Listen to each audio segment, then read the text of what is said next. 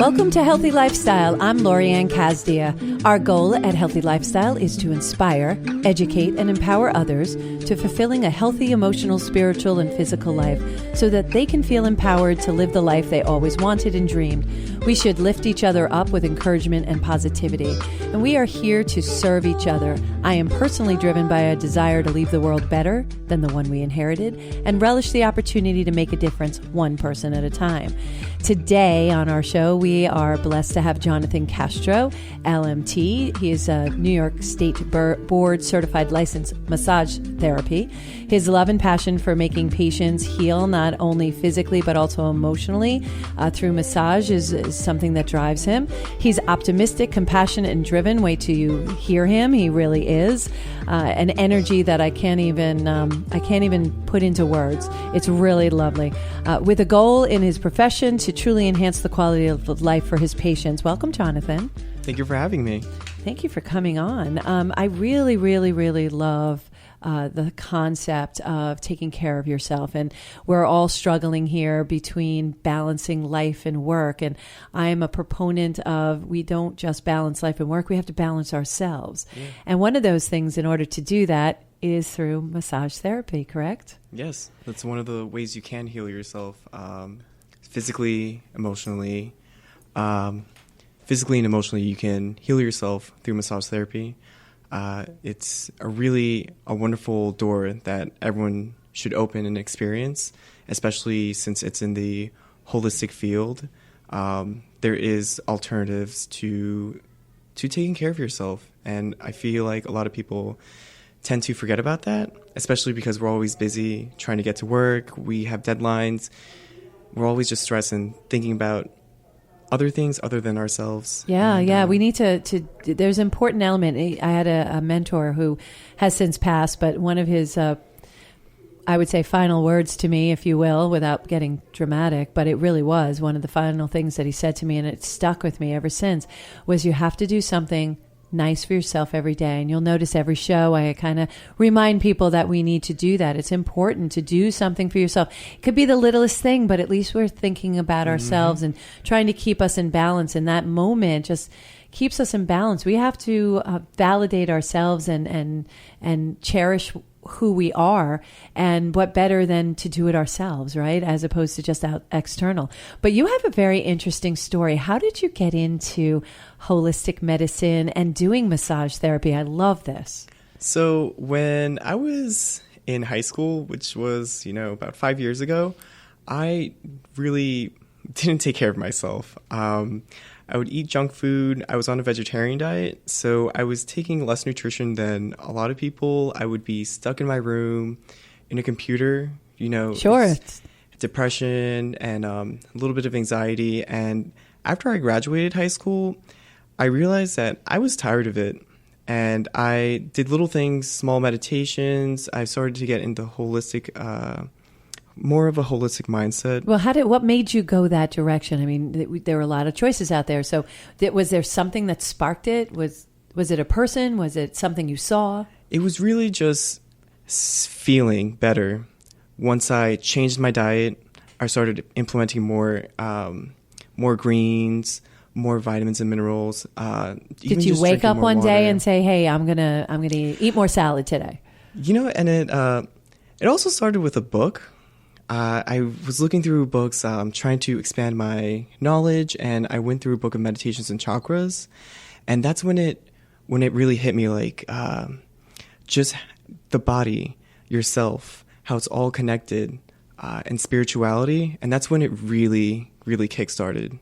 If you want to get that, I think that was really the turning point. That's beautiful. Yeah, it's anytime you have a turning point in your life, you want to be able to encapsulate that. Mm-hmm. And another thing is you grew up with a single mom. She came from El Salvador, right? Yeah, she's from El Salvador. And real hardworking. I know there are many of us who can relate to being single moms or single dads and all the things you have to do to balance and take care of that. And one of the things that I learned when speaking with you is your desire to make sure you take care of her now. Yeah. That's really lovely. So let's talk more about that. Well, when she came to this country, right after, she gave birth to me, and ever since then, it was just me and her, and she just works so hard, 7 days a week sometimes, just a lot of overtime. And growing up and seeing that, it helped motivate me to stay in school. She'd even have to tell me, like, go to school. Yes. Just seeing her work so hard and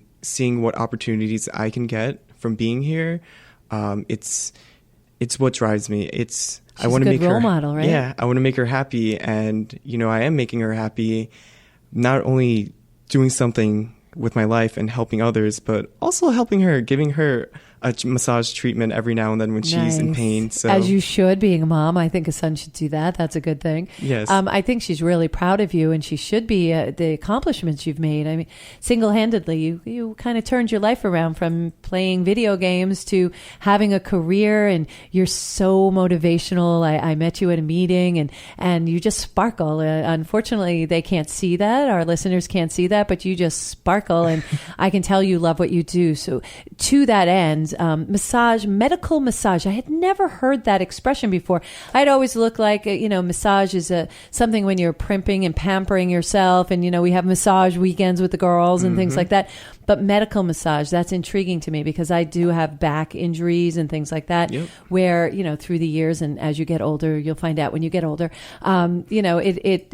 your body does kind of go through its rigors. And so talk about medical massage. So medical massage is, I feel, crucial to understand as a massage therapist. In New York, they have a very high standard of requirements to become a massage therapist in the whole nation.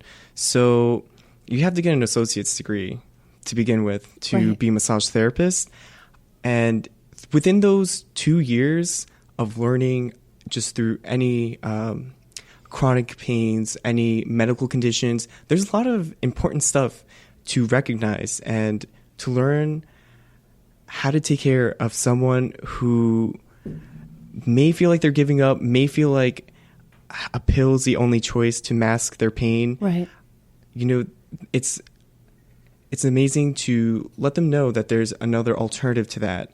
And, relaxation is amazing. Pampering yourself, doing some luxury stuff while on your vacation.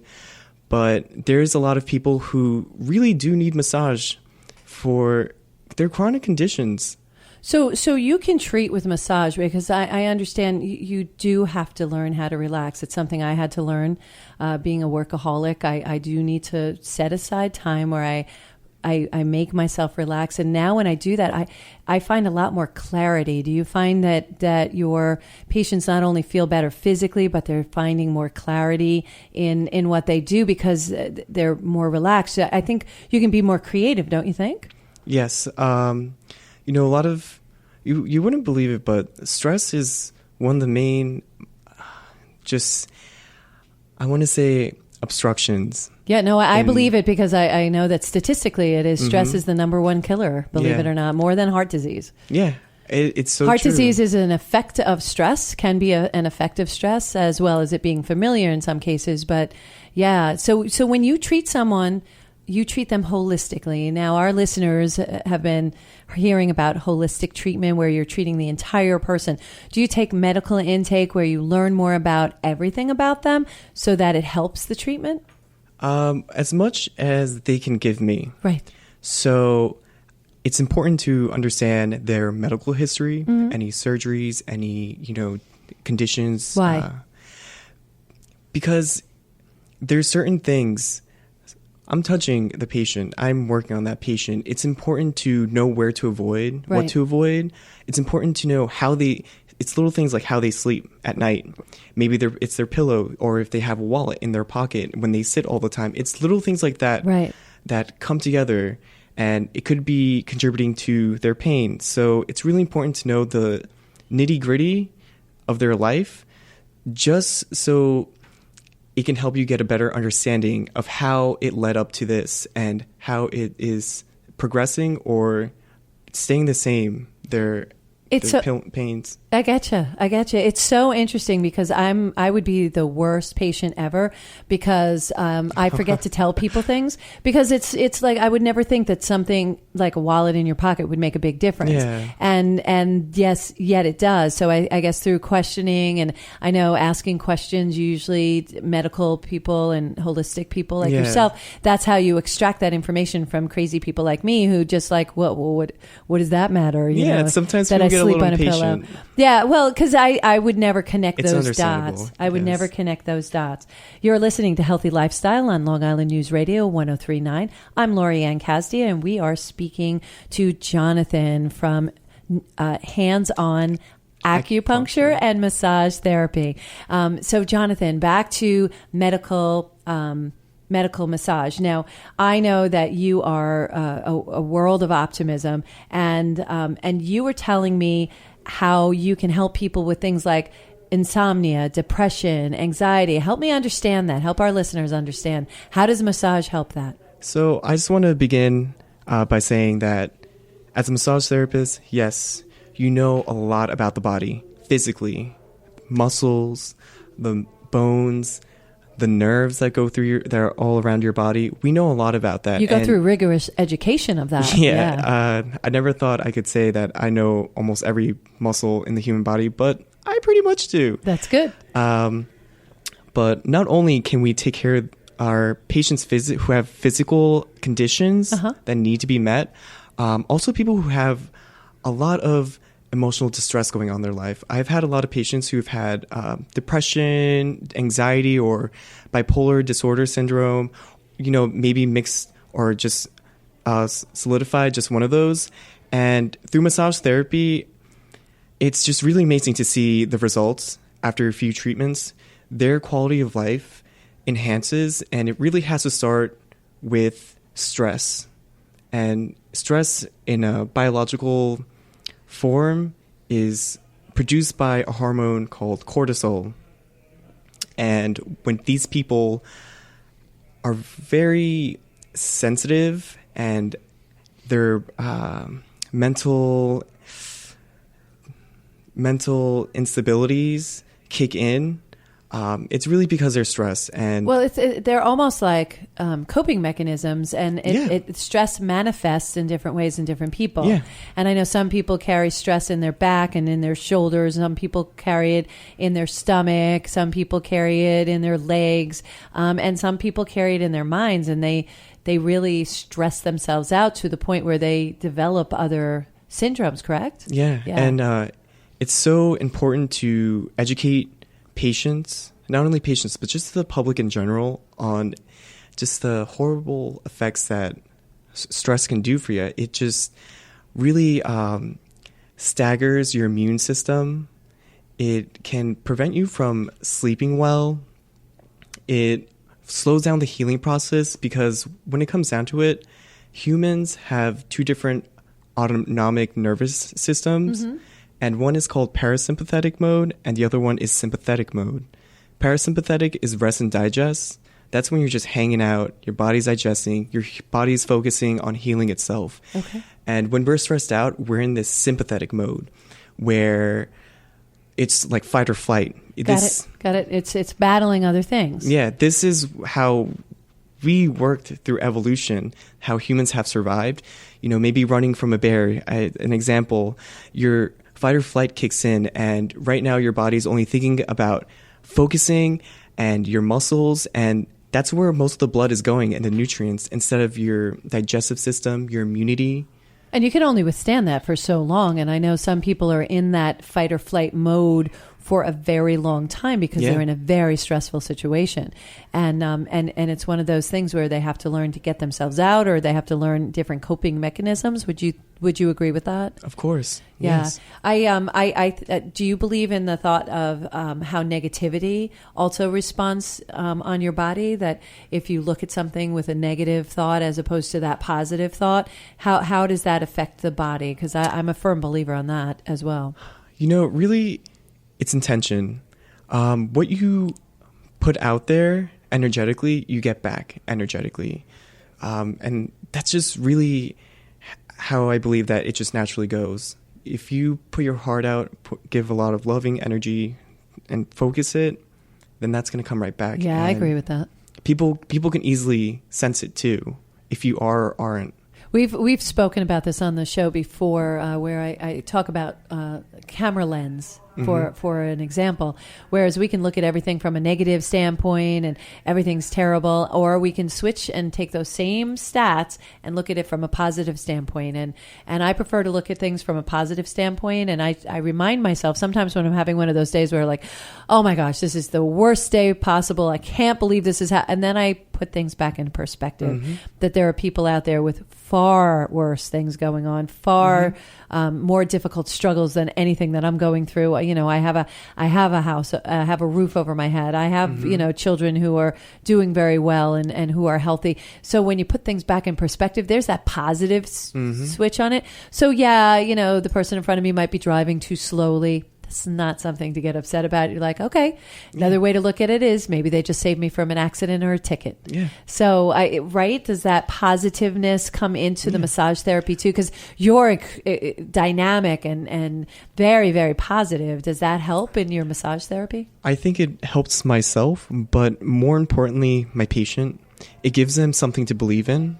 You know, because a lot of patients a lot of patients do come in thinking that this is the last resort. Okay. Either, you know, massage, or in my wellness center, we also are really big in acupuncture, and they just come in saying, this is my last option. This is my last hope. You know, the medical doctors just want to give me certain medications that I don't want to take, that I don't really need for my pain. And it's really important for the world to know that it could be your first option. Yeah, so I'm, you know, I agree with the medical world using it for acute situations, but sometimes the side effects of some of these medicines are worse than the actual pain that you're going through. So how do we get this message out, Jonathan, that maybe we should look at massage therapy, acupuncture, those alternatives first before we go into taking meds? I know that now an informed patient, we're making more decisions as opposed to just taking what there were days, you may not know them, but there were days when the doctors say do X and you go, okay, and you just do X, and there would be no questioning. Now we question more and we're looking for alternatives. How do we get this word out? How do we get people to understand these are alternatives that are viable, that are maybe more sustainable? Well, you know, having this radio show obviously helps a lot, putting the word out. Also, giving treatments to as many people as I can, so it just does a domino effect, like a butterfly effect. One person gets it, they feel the results, they feel better, like physically and emotionally. They can sleep better. Yes. And they tell their friends who may be going through pain. A close relative may be telling them that that's an option. It's just really baby steps. And how many times have you been someplace and heard someone say, gosh, you look really great. What have you done? Or you look like you're feeling so much better. What have you done? And 9 times out of 10, it's, oh, you know, I'm taking care of myself. I'm eating better. I'm more balanced. I have a massage, you know, at least once a month, if not once a week. I go to, I have aromatherapy going in my house, and you hear that, right? Yep. Yeah. So there are choices, correct? They are. There's, for myself personally, and maybe for other people, there's other ways to cope with a lot of maybe problems that you have, if that's what you want to call them. Challenges. Thank you. Challenges. Aromatherapy is really big. Scientifically, it neurologically stimulates certain parts of your brain, releases certain hormones. So aromatherapy is just a surface of how you can help yourself. Like I was a little stressed earlier, a little lavender, smelled it, you're good. Yeah. Or right when I came in here, I had an essential oil blend I called Focus Pocus, and little basil. Smells really good in here, by the way. Rosemary, and I have a human diffuser right here. It's a good smell. Yeah, and it's very calming. It's very calming. It can change, just like colors, paint colors, and there's a whole science behind it. And obviously, I'm a marketing strategist, so I believe firmly about marketing. However, our best marketing is word of mouth. So telling people that you feel better and this is what you're doing, that's, I think, a good way to get it out there. And you're so dynamic. So when you're out there, people gravitate towards you. You definitely emanate this positivity that makes people want to be around you. That's for sure. Jonathan, thank you so much for coming on. I really appreciate having you on. You are listening to Healthy Lifestyle. I'm Lori Anne Casdia. We will be right back with our next guest. Thank you, Jonathan. Of course. Thank you for having me. No worries. Come back, please. Yes.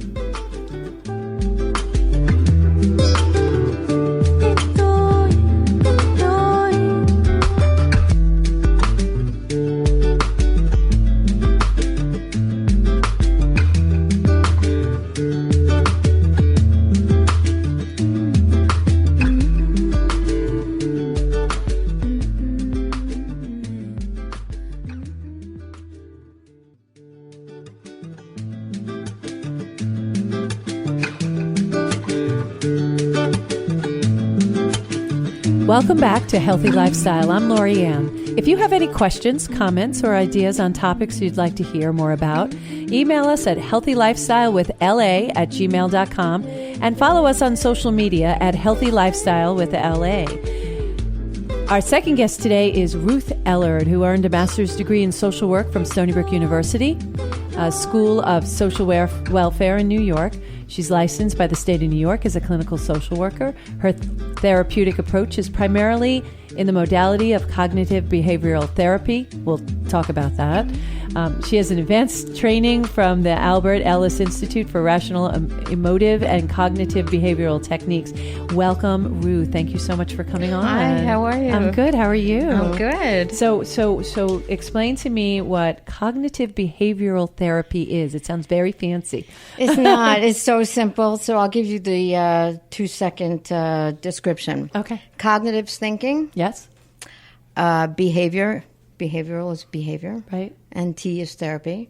So we work with thoughts and how thoughts can cause behaviors. Okay. And we try to adjust people's thinking because that's what gets them into trouble. Oh, okay. So we do unhealthy thinking and try to refocus, reframe, undo, correct perceptions. People make assumptions. A lot of irrational thoughts go on, causing like behavior, meaning could be anxiety, it could be any. I mean, it could be any behavior. Right. Anxiety is like the big thing. It's a result of some of the thought process or experiences we've had. Correct. Correct. Yeah. Okay. So in doing what you do, first, I'd like to know, how did you get into this? Like, what makes you go into therapy? Gosh. Well, for me, the turning point was my own like issues. Okay. Working through. I mean, I had a life before going into this. I mean, I was actually, in a whole different arena and stayed home, raised my kids for a little bit, went back to graduate school. Nice. But it was through the experience of, having my own experience of anxiety and things that made me not feel well. Understood. And knowing you wanted to dive in to figure out why this is happening, and that's why you got involved? I mean, I had to be led. I was led like I do for people. Yes. And probably was really encouraged by the therapist that I saw. Can I say his name? Yes, of course you Dr. can. Norman Cantor. Oh. Who I knew for many, many years, and he was also a cognitive behavioral therapist, and he still works. He still is a therapist, and I learned a lot from him. So it was through guidance from him, encouragement from him. Yeah, that really helped me. Would you consider him a mentor? Definitely. Yeah. Without a mentor, Yeah. It's the mentors in my life that have had directed me in the direction that I'm going right now, and that's why I'm doing all the things that I'm doing. Right. And it's a blessing. They saw something and they said, "Why aren't you doing this?" Right. And Right. I was like, "Okay, I'll try it." Right. And right. it's the best direction I'm going in, and it's taking all those tools I learned throughout my careers. Right.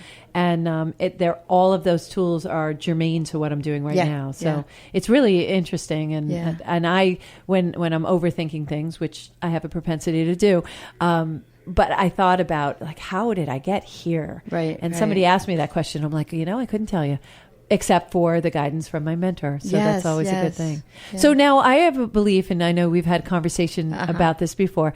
I have the strong belief, and it sounds crazy, but I really believe this, that when a baby's born, we should be assigned a therapist right then and there. Right. So we have somebody to go to and talk to from whenever we want. I agree. Yeah. So let's talk about the benefits of going to therapy, because there are some people that think that there's a stigma to going to therapy, and some people are afraid of going to therapy. Right. And let's talk about that. What have you heard? Well, a lot of people kind of get their idea of therapy from what they've seen on television. Yeah. Unfortunately. You don't have one of those couches that you lay down on? I don't have what? One of those couches you lay down on? No, you can't lay down. You don't do crossword puzzles when people are talking to you? No. Oh, that's so weird. No, I eat my lunch. Stop watching TV. I eat my lunch in the elevator because I book back to back. There you go. No, I think that I do have to. I can tell when somebody is nervous, and I can, and I do really thorough intake. So one of the questions: have you been in therapy before? What kind of therapy? If not, I explain very simply, just like I did to you. I don't go, I don't explain too much, but this is how it works. And I think what is good about the way I work is that I am who I am. Yeah. So when people meet me, they know they're meeting me. Well, you're very natural. I don't have the screen, and there is something called the therapy screen. Oh, okay. What is that? Well, it's sort of when the therapist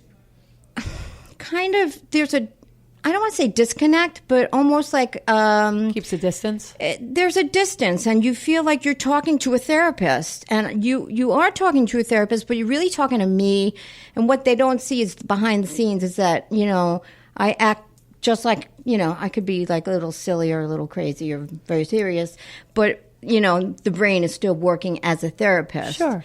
And especially like with if I'm working with teenagers, if you're not yourself, they're not coming back. Agreed. Well, the genuineness is a lot of people may not recognize it cognitively, but they'll definitely feel it. And totally. And teenagers definitely. Oh yeah. Like, if if they came back, then you were yourself. Yeah. And they appreciate that. Otherwise, they throw the BS card. Nope.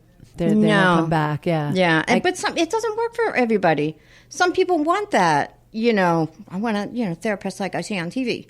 That dresses a certain way and acts a certain way and has that. Sort of screenish kind of, you can tell that it's a little bit of acting. To me, I wonder if that creates an environment, and maybe it's just because of who I am. Yeah. But to me, something like that would create an environment that would not make me very forthcoming with what I was thinking about. Right. And then why would I even bother going? Because then now I'm not like getting everything out. Right. And the reason to go is to be able to have a safe place to be able to say whatever it is that you need to say and get it out of your system. Because I think there's really important element to saying it sounds different when it comes out of your mouth than when it's in your head. Do you find that?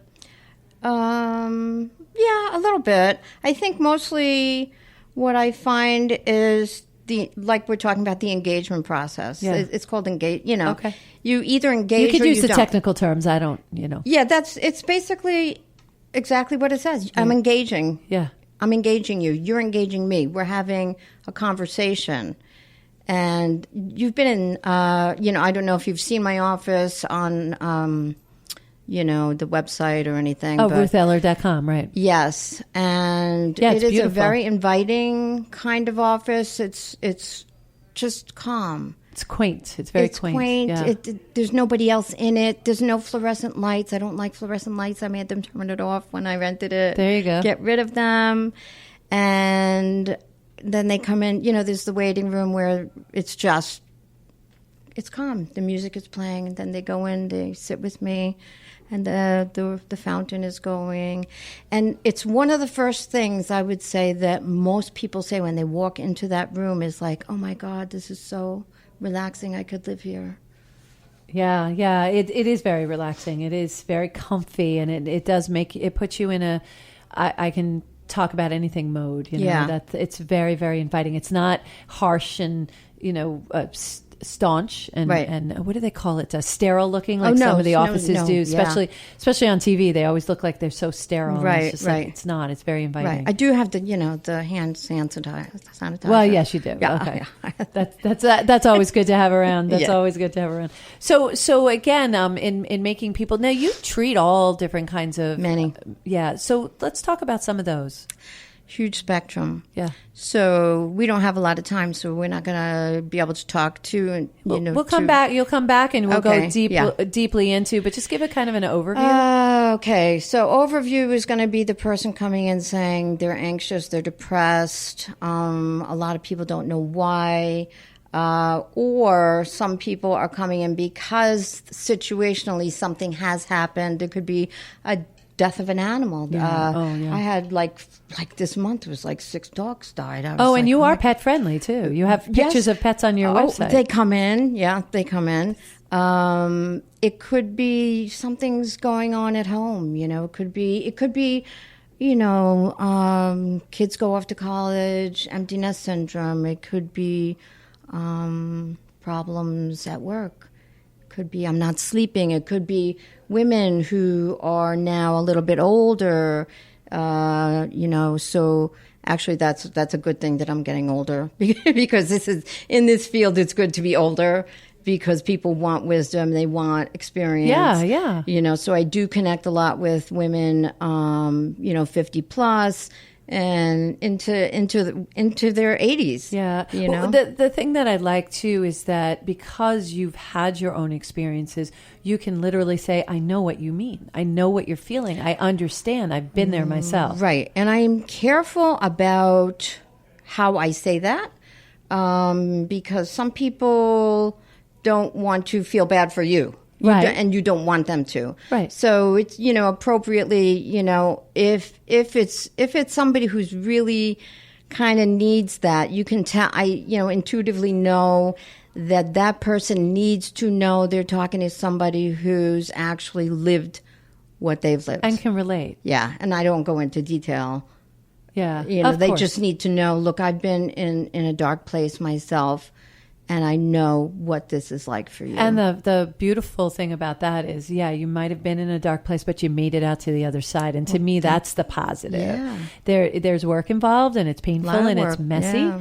But you can come out in the sunshine and have a different direction. Yeah. And that's one of the things I love about therapy is it gives you a different direction. It gives you a different perspective. And also when you hear those words come out of your mouth, you go, oh, I didn't really realize I thought it that way. Right. Because it looks different in at least in my head. It looks different. And then when you say it out loud, there was like a connection and a recognition of that being a reality. Yeah. And putting things out in the world, I'm big about that, is that put out positive things in the world, positive things will come back. Right. So we need to address things that have happened in the past that may have shaped ourselves. Right. And do you have any examples of before and after type things? Oh, but you mean before or recent? Yeah. Oh, yes. Without, of course, revealing. No, of course. I think the best example that I can give, it's kind of a sad situation, but and maybe at some later date we'll be able to talk more about it because it's so important, is childhood trauma. Yeah. Severe childhood trauma. Which is a broad spectrum. It could be from bullying, actually, childhood trauma. I have a lot of, have seen and still have clients who have been bullied who have, trauma from that. But we also have, parental abuse, grandparent parental abuse of all sorts. Yeah. So I see that they internalize that as they get older. It doesn't go away. So those broken bones, which were really broken bones, become a broken person. Let's talk about bullying for a second, because I've had people go, "Oh, that's just an expression that people use now that they're being bullied." It's real. Oh, it's horrible. It's real. It's horrible. And now with the social platforms, it's horrible in magnitude, because now the population is seeing it. Right. Well, what is so sad to me is that I have one in particular person that I work with who is well into his 40s, close to 50, who was bullied, and it's still with him. It radiates. It is the core. It created his core. And that's the unfortunate thing is a lot of times kids will get their core. They start at, from birth, and then we raise them, and then we send them off to school. Sure. So, if you're sending a kid off, let's say, that doesn't even have a strong core to begin with, right, and then they're entering into a school environment, the bullies know who they can pick on, and they will go after that person. So the core continues to develop. Obviously, child development is till 25. I mean, you're not a full adult, neurologically until you're 25 years old. That's the end of adolescence. There are some 50-year-olds that I don't think are full adults yet. That's absolutely true. But the sad thing is that it does cause trauma. Yeah. It causes people to be able to not function. So what's the definition of bullying? Is there a clinical definition? I don't think there's a clinical no. No, because a lot of it is perceptive, but a lot of it is going to be when a person is singled out and knows that they're singled out and are being told certain things by other people, right, that aren't good for them to hear, and they're young and they're still in a developing stage. Can't you bully an adult? Say that again. Can't you bully an adult? You can, and if you don't have a strong core by that time either, you're gonna be affected. Yeah. But developmentally, if it's happening at something like between 10 and 17, then you're with that person is still developing. Yeah, that becomes part of them. It becomes part of them, and they believe what they've been told. Yeah. Well, and that's it's the old believing your press and believing what you're told. And right. After a while, if you're told enough, you start believing that that's exactly. reality. Yeah, right. Yeah. I've experienced that where I was told something and I just started believing that was right. the case. Inside, I knew it wasn't, but right. still, I was struggling. Right. And I'm sure there are many people out there who go through things like that you right. sit there and go, if you just listen to your intuition, and again, why right. healthy lifestyle is even here. Listen to your intuition. You really have it all inside. External validation isn't really necessary. You come with everything you need. Yeah. We are a full, complete kit. Right. As I fondly refer to it's ourselves. a kit, though, like you said. A kit has to be put together. Yes, and it has to be built. Right. Exactly. And outside influences change the way the kits develop. Right. So yeah, it's real important as someone develops, even through adulthood. Right. There are some people that are adults who can be bullied, who are bullies, right. and they continue it with this. Right. What is your feeling in these last few moments? What's your feeling about these social media platforms and what they're doing to our kids? Hate them. Yeah. I don't encourage anybody to do social networking. Well, I don't want to say networking. Like Facebook is very bad for a lot of people. Well, it's a land of make-believe. Everybody's perfect. Everybody's happy. Everybody's doing. You feel like you're left out if you're not there or could. And people believe what they see. Yeah. It's like you never go. You don't know what goes on behind closed doors. Yeah. They show these happy pictures. In the meantime, they were fighting the entire time. And do you know who the worst generation is? People in their 50s. Yeah, I believe it. I have a lot of clients who actually are so affected by Facebook and will have major problems because certain things, they didn't like my picture. Yeah. Or, they didn't put, I see they didn't really put my picture over here. I don't know much about it because I've never been on Facebook. So people use these terms. I have no idea what they're talking about. No, it does happen. And how do we overcome this? How do we get away from it? Because it is a land of make-believe and people are in their phones. It's like the adult version of playing games on video games. Good. They're constantly there instead of living their life and being in the moment with the people they are. They're taking pictures to put on social media as opposed to being there with the people that they're supposed to be engaging in. But so take the person who doesn't have the strong core, who perhaps might be bullied at some point and is going out and putting themselves out there to get external feedback, which is not going to always be positive. Yeah. So they're still being, I guess, developmentally they never made it, but it's like they're still being traumatized. Yeah. I mean, the expectation plus interpretation. There's no inflection in text messages, in emails, and in postings. There's no inflection. So it could have been meant really well, but because they're in a bad place, they're taking it in the wrong way. And it could be meant totally benignly a different way because you take things a lot of different ways. And that person is taking it as though it's an affront to them. And it's an interesting thing. Ruth, you need to come back. This is really interesting. I love it.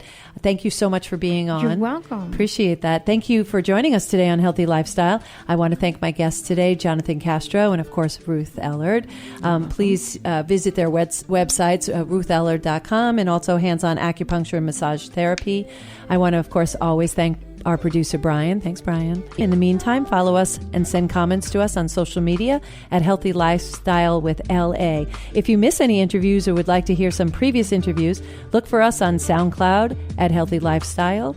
And remember, do a little something for yourself every day. It starts there. It doesn't have to be big, but definitely do something for yourself. Thank you for joining us on Healthy Lifestyle. I'm Lori Anne. Until next time, show up for you and show up big.